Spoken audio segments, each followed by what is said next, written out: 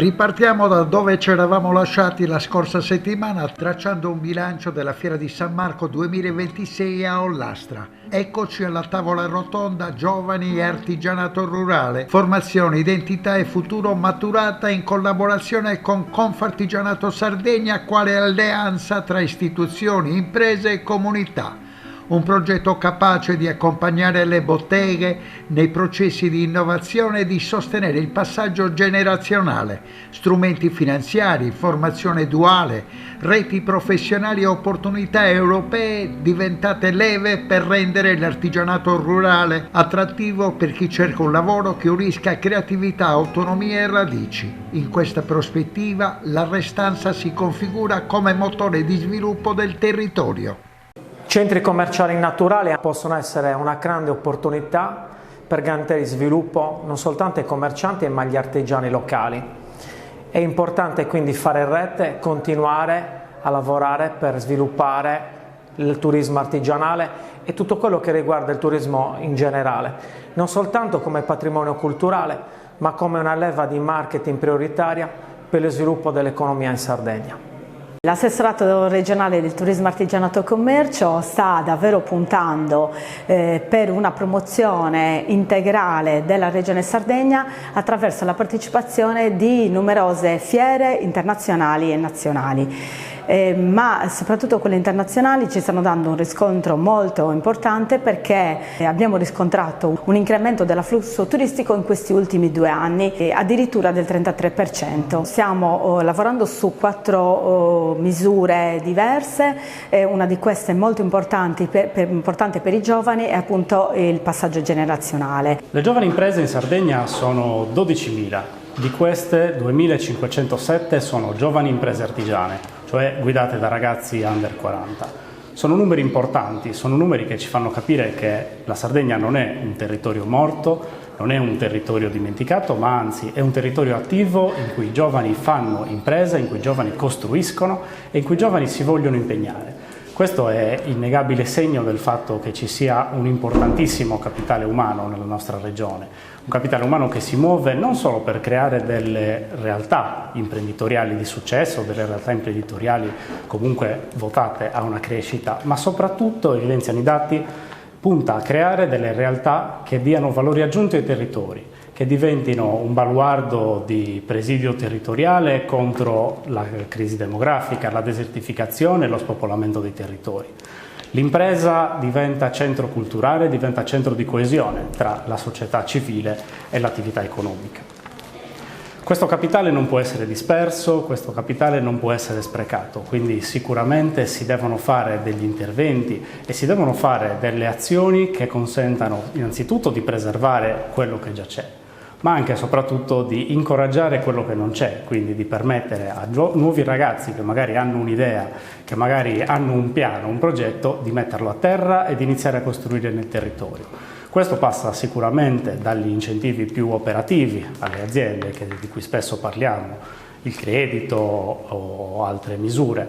ma anche e soprattutto alla formazione, perché un'impresa per poter crescere ha necessità di collaboratori, quindi deve essere una formazione mirata su quelli che sono davvero i bisogni del comparto, i bisogni del tessuto, affinché davvero questo preziosissimo capitale umano possa crescere, possa invogliare altri ad accrescerlo e possa davvero porre un freno ad alcuni fenomeni che sono sicuramente inevitabili, appunto parlando del gelo demografico e dello spopolamento. Spopolamento che non riguarda solo i cittadini ma riguarda anche le imprese.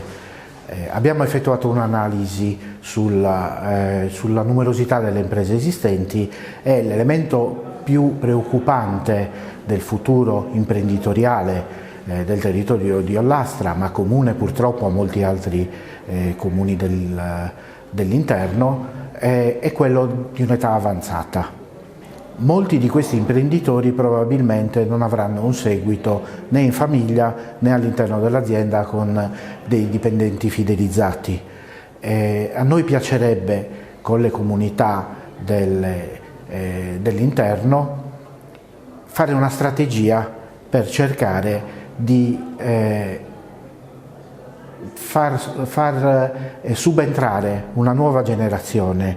anche di ragazzi di ritorno con competenze maturate all'esterno della comunità del paese, perché possano avviare un'attività, questa volta non partendo da zero, ma rilevando quanto c'è di valore ancora nelle attività in prossimità della loro chiusura. Si tratta di un affiancamento che potrebbe durare anche qualche anno, ma che può consentire di valorizzare il fatturato esistente, il portafoglio dei clienti, macchinari efficienti e di innestare nuove tecnologie che sono proprie dei giovani, ma anche idee manageriali e nuova linfa vitale per un tessuto imprenditoriale che, se abbassa la serranda, è destinato non solo a scomparire ma anche a dissipare valore economico. La mia esperienza mi ha portato ad arrivare in America, a studiare il problema in America, soprattutto tentando di capire come creare degli spazi di collaborazione per i ragazzi in maniera tale da creare coinvolgimento, da creare contaminazione e per creare novità. Una volta tornati qui ho intrapreso il lavoro di artigiano come artigiano digitale, quindi stampanti 3D e quant'altro, e soprattutto ho iniziato a fare da docente per spiegare ai giovani, soprattutto nelle scuole ma anche in corsi pomeridiani, come utilizzando determinate attrezzature a buon mercato, quindi parliamo di stampanti 3D, si possano creare delle situazioni di artigianato. Questo effettivamente c'è bisogno di fare un grosso percorso di lavoro che non è soltanto l'insegnare a utilizzare queste macchine, ma anche un lavoro di insegnamento di imprenditorialità e anche in qualche maniera di supporto emotivo in certi casi. Per questo motivo anche con i ragazzi delle altre provinciali ci stiamo organizzando con gruppi dei giovani imprenditori, in maniera tale che si crei una corrente o si creino dei network effettivi che ci possano aiutare a superare le avversità, e soprattutto parlando dell'importanza di come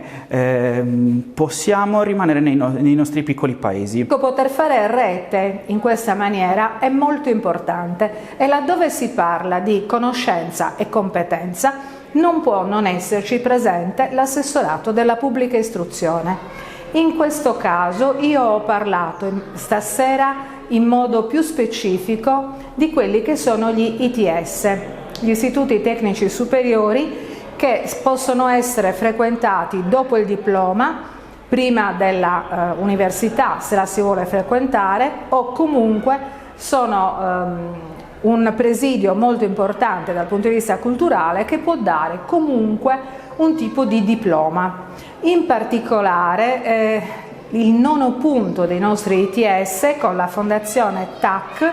è molto importante perché si occupa proprio di turismo e artigianato, e quindi in questo caso può essere tranquillamente utilizzato per fare squadra e anche come presidio importante di cultura.